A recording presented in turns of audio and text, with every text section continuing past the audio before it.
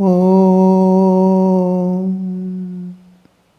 Jananim Sharadam Devim Ramakrishnam Jagadgurum Padapadme Tayo Shritva Pranamami Muhurmuhu.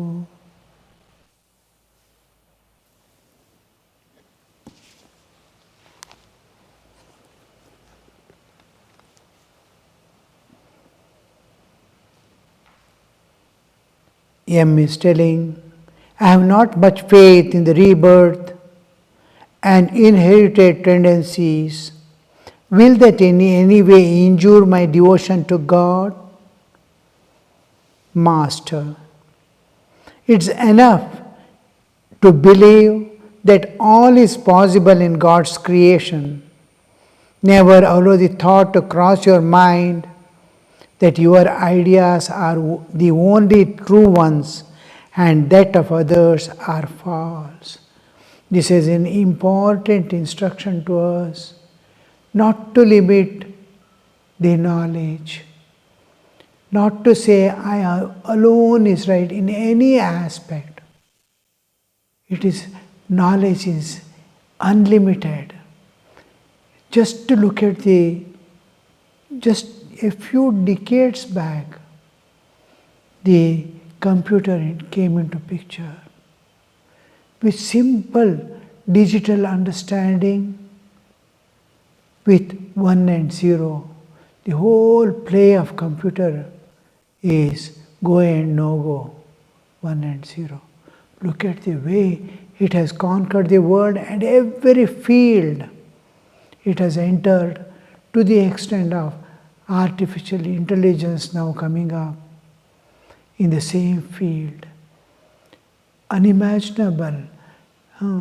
If you say this is true, tomorrow morning you will see that it is developing across. If anybody says, no, this cannot be applied here, another person comes and shows it can be applied anywhere. No limits. Anything is possible. Just now, a few minutes back, somebody was telling head transplantation people are trying. Don't be surprised. And it is possible. A chip introducing in the brain, possible. Anything is possible. Because it's all law of cause and effect. The whole relative existence that comes within the time and space are governed by one simple law of cause and effect. Whatever cause forces you put, its effect is a karya karana bhava. The action and reactions are how are you going to act and how the reaction will be. So it is for you to utilize the forces of nature. You can do anything here with the forces of nature, to utilize it for evolution, to divinehood, to utilize it for the welfare of all. Or you can use it for the destruction, as a destructive force. The same thing. Nuclear power can be used to supply electricity to the whole world, or can be used for destruction overnight of cities and all human beings. So, how you are going to use it, what is your intention behind? It is the forces are with you. So, the limitless, you can improve it. Look at the military science now. Of course, in ancient times also, they had grown in a different field, Mantra Shastra, by which the control of mind acquiring certain powers, it can manifest the forces of nature anywhere in the mental. Subtle forces are more powerful than the gross power. The mental forces are more powerful than the physical powers. We have physical body, but whole thing is governed by mental attitudes and mental forces. It can make me a stone, it can make me lethargy stricken, or it can make me active, Whole thing depends upon the structure of mind. If I can change the structure of mind, I can do anything. If the mind can let me down into the deep depths of the depression, it can appreciate me, take to the highest point of appreciation. It can do anything. Can I improve the condition? Can I change the structure of the mind? Can I change the contents which is leaving me in a particular state to evolve to my perfect divinity? Yes, you can. You must have a will to do it. And nothing is impossible for human because the whole built is within. The moment you hold on to any negative force of this world, you enter into involuntary process. Anything in this world you hold on to the positive, you start evolving. Evolution and involution. The negativity, understanding of your own self. If there are negative forces, there are in everyone, there are asuras and devatas. My attention goes to asuras conquering me, then I'll be at ground level. I am completely, in Indian languages they call it hatash ho gaya. He's totally defeated within himself by himself. Uddhared atmana atmanam. Atmaiva atmana bandhuhu. Atmaiva ripuratmana. We ourselves are our enemies from within. We are ourselves are the friends of our soul. We can let it down or let it go up. This is our condition. Holding on to the positive, in me devatas are also there. If my attention go to devatas, they immediately come together and manifest the Divine Mother within to fight out anything and get victory over all things. Same time, if my attention goes to my negative aspect of my asuras conquering me, I immediately fall down. A little lack of understanding is sufficient. A small doubt appears in the mind, it lets you down. In forest there was running race. I have told it earlier also. The foresters, fine runners were there. The group will start running, two will lead. Just seconds together, they will be running together. The last moment, one will acquire. It is matter of fraction of seconds. Half second, 1 second, quarter second. 1 or 2 seconds, they differ. One is to win each time. Once the other won. I asked this person, how did you lose? He said, last moment I lost the hope on myself. How that came, I did not know. And I could not win anymore. Last step when he is keeping, no, I will not be able to. That one thought that flashed, he put the hand, friend, and he was ahead 2 seconds. That hope, hope is one thing, and the other is the self-confidence. Self-confidence comes little asha, vishwas, faith. Faith is one thing, hope and faith, these two are gifts of nature and God to human. In Hindi they are called Vishwas and Asha. Tumaho Asha Vishwas Hamare. Hope is the Asha Kirana in the human life. Hope. Yes, I will succeed one day. That hope. And faith. Faith, hope and love, they move like a triangle always. One little love increases, little hope increases. The hope increases the faith in yourself. It increases love again. Love, faith and hope, they move in a spherical evolutionary spiral. It goes up. So this faith, this is the love is your own inner content, the Atman flowing out. The other two, the faith and hope is nature's and God's gift. For the sadhaka to get rid of fear and anxiety. Anxiety and fear. In every field we have anxiety and fear. Look at any animal. I'll be going, any animal, the moment it looks, whether it is a snake or a rat or a jungli murgi,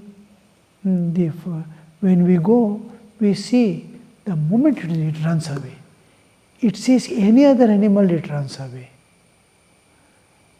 The birds will be sitting, the monkeys come on the tree, immediately they move to this another tree and sit there. Each is afraid. When will this fear go away? Everything is afraid. So this fear, when does it go? To great extent, the God gives faith and hope for our working force. We need working force. The ultimate fear goes with enlightenment. So this is greatest gift, faith in God, faith in yourself. And then the hope, yes, somehow I will be able to finish. Like an exam is nearing. Faith in himself and hope in the future. Yes, I will be somehow passing. That hope that carries him forward. So these two are the important gifts of nature or God to us to get rid of fear and anxiety in our path, and with courage and strength we'll be able to go ahead in our path. Otherwise we'll be lagging behind. We won't be able to penetrate through like an arrow or a vehicle. We need lot of courage and strength to move forward. So this is how the nature is kept, what all I need to transcend the nature and go within. And time to time what I need for my evolution, nature goes on giving. As you evolve, and there is a support. There is a support. And it's wonder how we go in a different way against the lower nature pulling below. There is higher nature, plan of nature is the evolution of the jiva. Lower nature is to maintain and govern the present. It wants the cycles to be repeated in a particular way. Nature has two forces, one to keep the jiva evolving, one to maintain the present situation. Like school. School children have to come and go. But it has to be maintained. Each stage, a child comes, he has to observe all the disciplines. As he goes to higher, the whole thing is a disciplinary process of evolution. There are souls coming and going in the evolutionary process, but the whole thing is moving in its own way, same way. The same school, same class, same examination. As long as the teachers and the staff is concerned, it is same monotony. But as long as the finishing product, raw material is coming, finishing product is going out. So nature, we have to leave this movement, horizontal movement of merry-go-round, and climb to the evolutionary process of where we shift our attention from maintaining part to the evolutionary part. It is like we're running wheel. I am on the wheel. I am at the rim. From rim, I have to escape this movement, repetitive movement. So what I do? I can't jump out. If I jumped out, I will be killed. So I start moving towards the hub. As I go towards the hub, my movements become smaller, smaller, smaller, smaller. And when I reach the hub, I am small. And there is an axle on which I get total rest. Just a step where in the last moment, hub inner portion I go and move towards the axle which is holding it. Axle doesn't move, wheels move. So I shift from the rim to the hub, from hub to the, this is evolutionary process. Till then, I hold on to the spokes which is leading to that hub. How beautiful is the process, you see. Every soul has been given a support of evolutionary process to move towards the hub. There is love within. There is intelligence in the brain. It is provided by nature. These are the spokes holding on to which you can move towards the hub. You can love God, the supreme, the unchanging eternal reality. The rim, the unchanging eternal reality is the axle. And everything else is moving. The whole thing is universe, movement. One unchanging eternal movement, existence is there. There, I must love that and move towards it. Why should I love God? It is unchanging, eternal. This is constantly changing flux. I am tossed every moment. I am on motion. So love or intellectual understanding, discernment, repetitive what the scriptures say, I go on contemplating. So I move towards the hub like an ant crawling on the hub and ultimately reach my goal. So love, and then another bridge I have to move towards the hub is my intellect, jnana yoga, bhakti yoga. And my bodily existence I can sacrifice every moment, karma yoga. And through my self-control I can move towards the Raja Yoga. So other than these aspects of my external things, heart alone, love alone is my internal force. And another is Vak, the mantra yoga, through which I go from the para pashyanti madhyama vaikari, vaikari madhyama pashyanti para. I go through japa, there is one more link to the eternal within me. So this is how we move from the rim to the hub. These are the things nature has provided, everything. Just have to look within, utilize whatever is available and emerge out successfully. Never to rest till we reach, and to be prepared. The moment things come, we have to immediately change. You see our Mataji, Badi Mataji,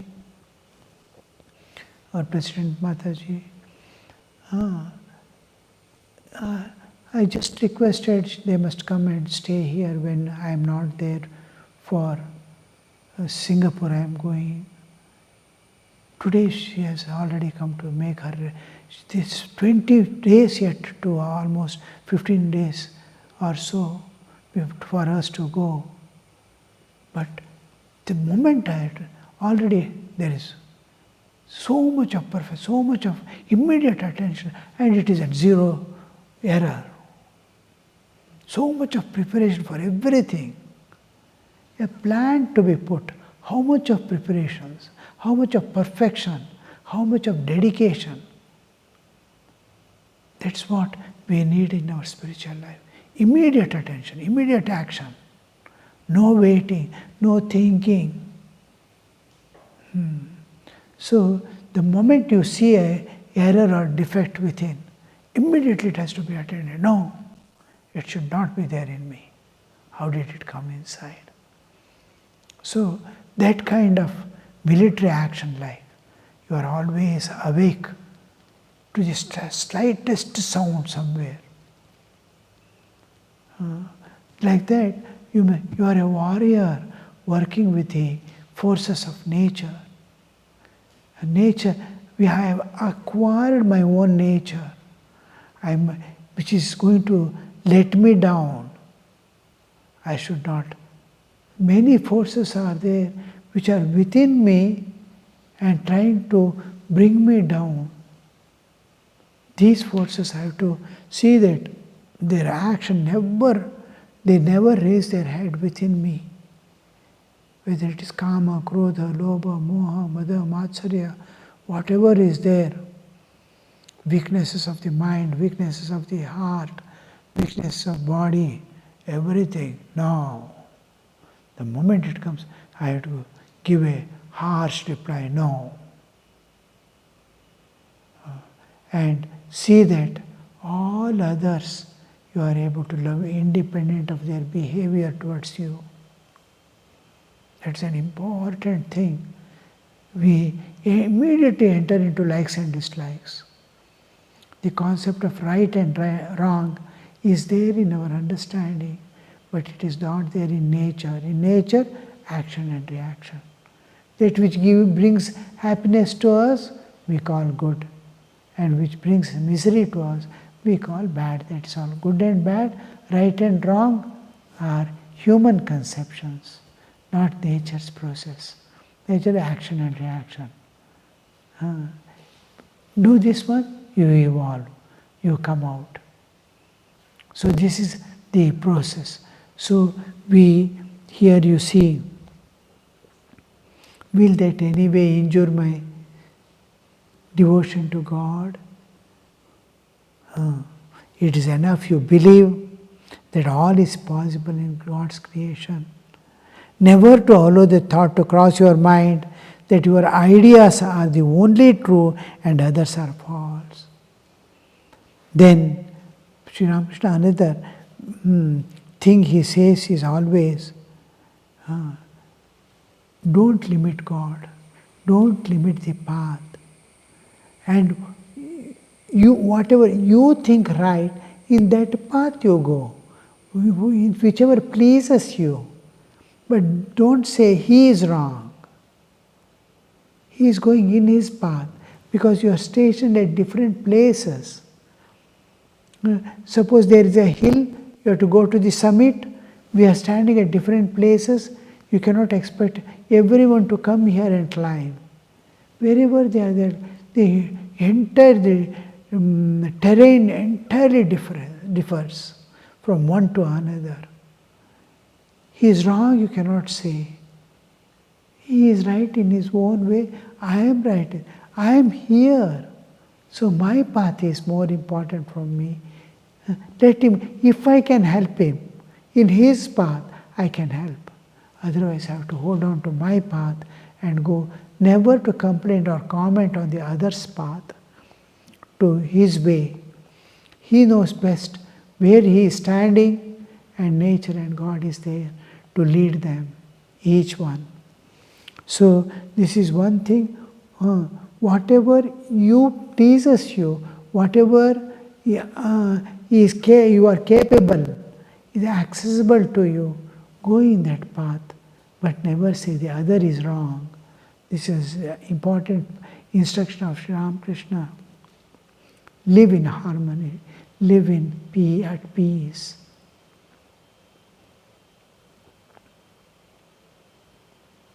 Then God will explain everything. What can man understand of God's activities? The facets of God's creation are infinite. The creation itself, it is, you cannot, what is it cannot be known. You can never know. Each dimension, we are passing through only 3 states. Jagra, Swapna, Sushupti. 3 levels of consciousness we are passing through. Waking, dreaming and deep sleep. There are various levels of consciousness. The same world is, when you sleep, the same world is looking entirely different. You are in the same world, which is not there in waking state at all. Deep sleep, you are experiencing the same world. In the same world you are lying down, and your experience is entirely different because of your identification changes. What are you is changing, your experience is changing. So higher levels of consciousness, and to human, higher accessible is 7 planes of existence. The other 7 are inaccessible to him. And then of those, in one life, he cannot transcend also. He can never transcend and go beyond. And how much can he go? By that time, life ends. The nature at physical level, what the scientists are saying, that itself is infinite, it looks. We cannot go to the depths. Now, some 1,850 million years away, something they saw. 1,580 years, 1,000 million years, million light years distance. Now you see how much each galaxy, we cannot cross the galaxy also with those dimensions. So goes the universe. Millions and millions of galaxies are there. Where to go? What dimensions? And this is one of the physical planes. There are other planes inaccessible to us.